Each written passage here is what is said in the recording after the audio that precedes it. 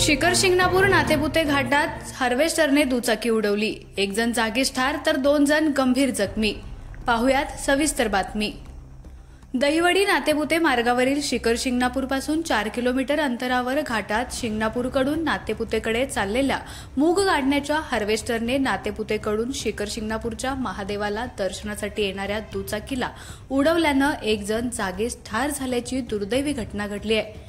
यामध्ये 2 जण गंभीर जखमी असल्याची प्राथमिक माहिती घटनास्थळावरून मिळाली।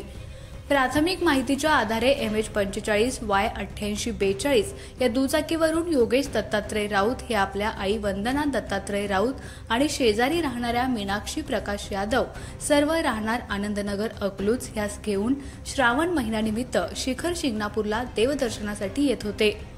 त्याचवेळी मूग काढणीसाठी वापरला जाणारा हार्वेस्टर MH21PQ6336 हा भरधाव वेगात नातेपुतेकडे चालला होता। या दरम्यान रामदास वाघमारे या चालकास वेग न आवरल्यानं त्याने हार्वेस्टर चुकीच्या दिशेनं घातला। त्याच दरम्यान नातेपुतेकडून शिखर शिंगणापूरकडे चाललेल्या दुचाकीला त्याने जोरदार धडक दिली। धडक दिल्याने एक जण जागीच ठार तर 2 जण जखमी झाले।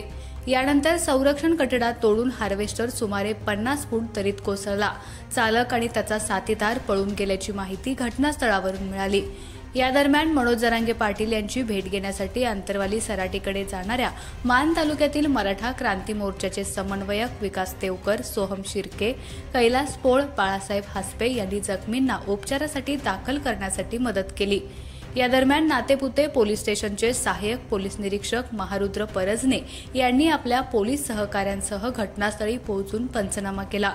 गुन्हा दाखल होण्याची प्रक्रिया रात्री उशिरापर्यंत सुरू होती।